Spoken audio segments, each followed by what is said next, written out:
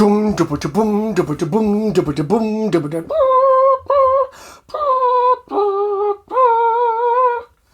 dum dum.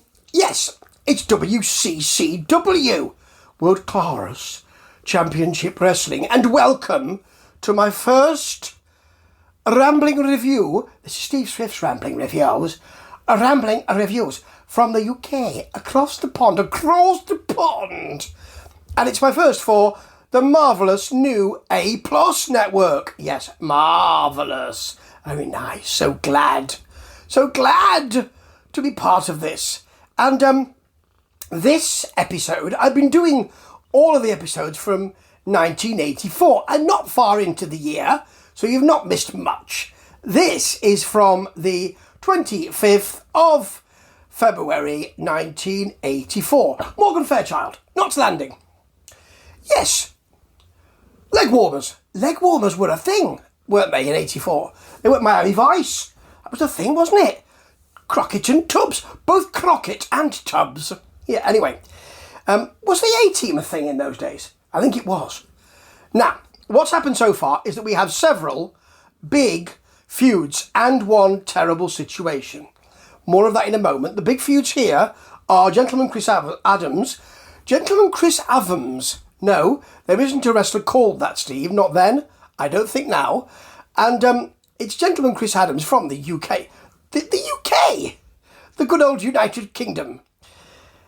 Versus and against Jimmy Garvin. And they're two valets, friends, as Bill Mercer on commentary will call it, Sunshine and Precious, are also a bit angry with each other, and the fans are loving it. There's that. There's the Freebirds. Constant issues whether they can wrestle in Texas or not. And we've got Kimala here and the missing link. Skandar Akbar has his Destruction Incorporated stable. And the sadness, of course, here with the reigning Von Erich family very much front and centre and at the middle, the centre again, of WCCW, is the death very recently of David Von Erich.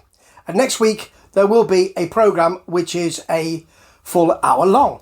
And whether I will cover that or whether I will cover the next usual programme, I'll have a look. I'll have a think about that.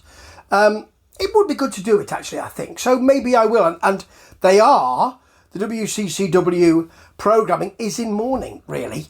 We've got that announcement to begin with from Bill Mercer in his headphones saying that we'll have that next week for the hour long. I presume it'll be an hour long and then a bit longer because of the adverts. But it'll be interesting to see next week because he was a wrestler who was at the beginning of his career, really, and had done so much already. And was thought to be the big Von Erich wrestler going forward. And I suppose that pitched Kerry and Kevin right into the limelight then. So we'll see what happens next week. But here, we start off with George Weingroff, who, Mark Lawrence, of course, announces, always seems a bit nonplussed. Not too plussed, Mark Lawrence, when he announces. But he is a recognisable voice of WCCW. And Bill Mercer tells us that, and I didn't know this, George Weingroff is legally blind. I mean, he's okay in the ring. He can wrestle professionally and all that, but he is legally blind. I didn't know any of that. He's got the information at his fingertips, that Bill Mercer.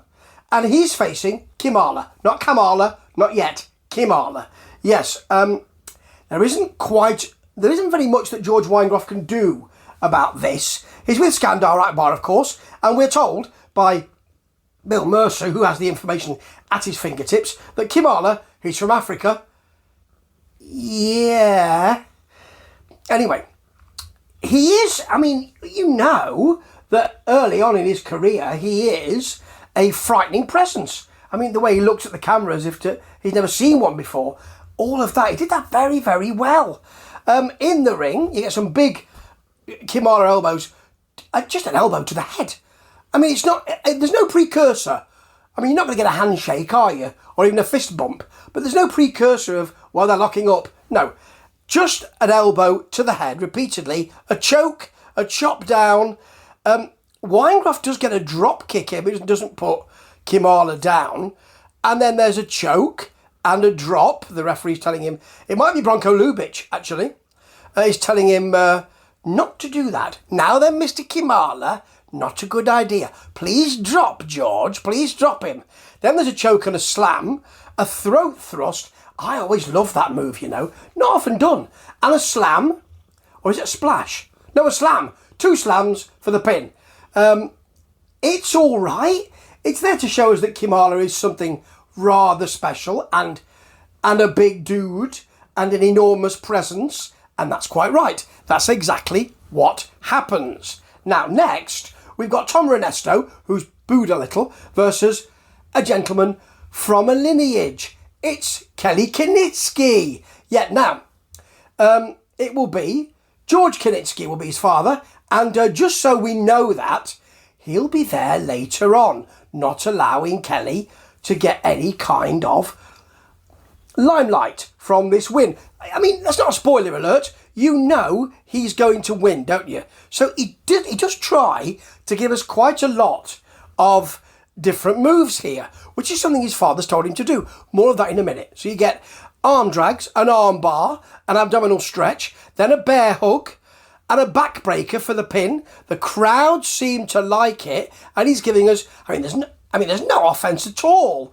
for Tom Renesto. Tom, just go out there and just let him beat up on you. Okay. You're getting a payday, aren't you?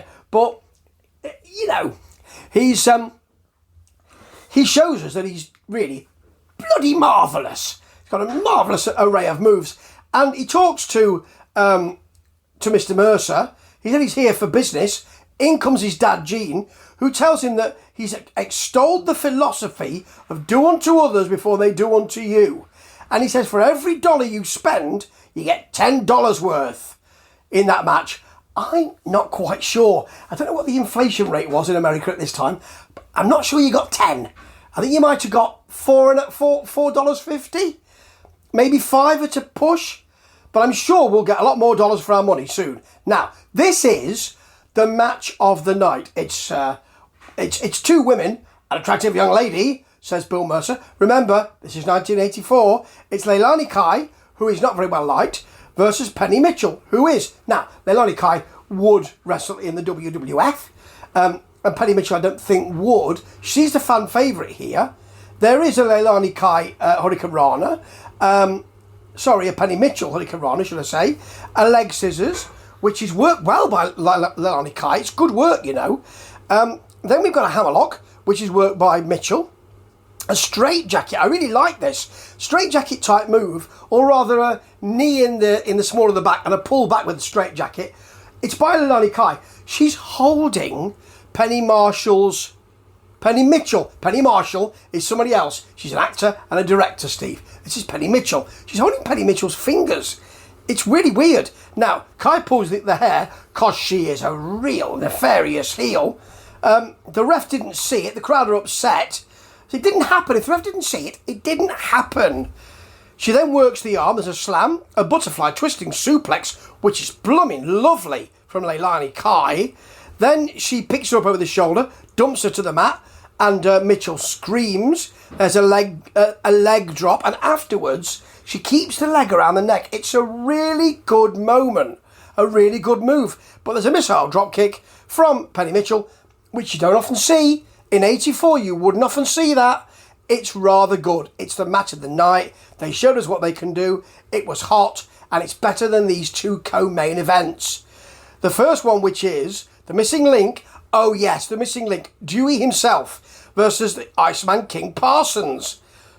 With Skandar Akbar, of course, from Devastation Incorporated in the missing link's corner. The missing link's doing a lot of banging his own head. Not like a metaler, not like a heavy metaler, actually banging his own head. So there's prevarication. The crowd are loving that. There's a low headbutt, which is sold very much by the missing link. Doesn't need to do that, actually. He bails, smashes his head into a chair, throws the chair into the ring, which you know King Parsons is going to pick up, so that when Dewey gets in, the missing link gets in, he just, he uses it. And the ref allows it, and the missing link has to bail again. Don't throw it. I mean, his whole shtick is that there isn't very much planning there, but don't throw that into the... Skandar, tell him not to throw that into the ring, because if you're not there, your opponent could pick it up, and if you're Iceman King Parsons, you might not think twice. You know? Now, missing link headbutts, because he likes that. He is then posted, but Parsons misses a run into the corner. He misses it spectacularly. I mean, it's not one of those Ric Flair somersault out of the corner, run down the apron and fall over bits. But, I mean, he really almost catapults himself out of there. However, in a match of big misses, you've got the missing link missing a headbutt on the apron. Missing link missing a headbutt onto the apron. That's really got to hurt, hasn't it? Kimala then comes out, attacks Parsons. Parsons gets a butt bump and Kimala bails. I thought Kimala was supposed to be a real... Mind you, King Parsons is a big fella here, isn't he? Big star in WCCW at this time. So he's basically seen Kimala off. It's a DQ, folks. Of course it is. The missing link was there purely so that Kimala could be bigged up. And I thought the missing link was supposed to be a big up-and-coming star in WCCW. Just not as big as Kimala, you see. Now, your main event is Chris Adams, who is grabbed by women on the way down. I mean, really, I'd forgotten how popular he was in this way.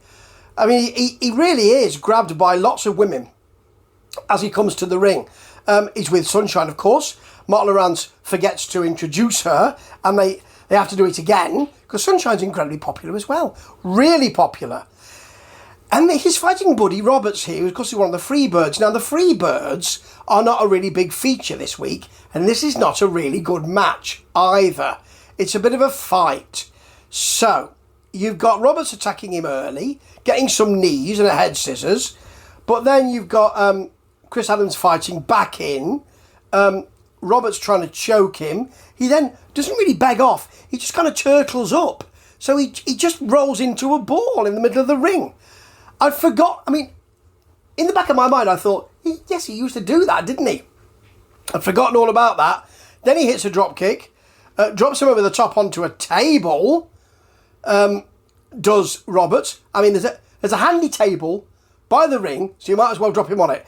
And then Adams clearly thinks, I'll have a go at that myself. It was quite painful. Off you go, buddy. He gets a bit of that as well. He then comes back into the ring, rolls up into a ball again, turning turtle, but you know, that sort of thing.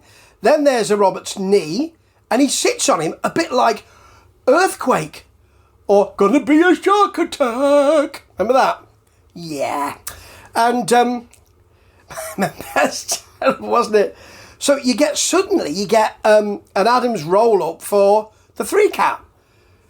Now, Buddy Roberts has been there purely to set us up for Garvin and Precious attacking Adams and Sunshine, and really the camera is more interested in the Sunshine and Precious part of the feud than the Adams and Garvin part of the feud. I wonder why, folks. I wonder why. This is 1984, but that still happens now, doesn't it? It's an interesting week. It's sort of a precursor for what's happening next week, because they announced it at the top of the hour. That's really sort of guiding things. So in a way, you're saying, well, nothing will happen of any consequence here, folks, because we've got the David Von Erich tribute next week, and then after that, things might happen that have some consequence. So, you know, Kimala beat up George Weingroff, Kelly Kinitsky beat up Tom Renesto, Leilani Kai and Penny Mitchell gave us a really good wrestling match, but they're women, so, you know, at this time, it's of no consequence, is it? That's a terrible thing to say, but I think that's right. At this time, that's the case. And then you got the missing link with Iceman King Parsons. Nothing on the... Well, no consequence. Nothing on the line. Kimala interferes with that. you got Chris Evans versus Buddy Roberts, nothing on the line. And Jimmy Garvin and Precious interfere with that on that. So it's not a great week, but you know what? It's quite hot. And I knew that WCCW was hot around this time. And it's getting hotter. We'll see what next week brings. Or the week after. But it's great to speak to you. For A+ Productions and the network. I love it. And hopefully we'll be speaking a lot more. Do tell people about my feed. I hope you like it, because I'll be back with some Stampede Wrestling very soon. Ta-ta.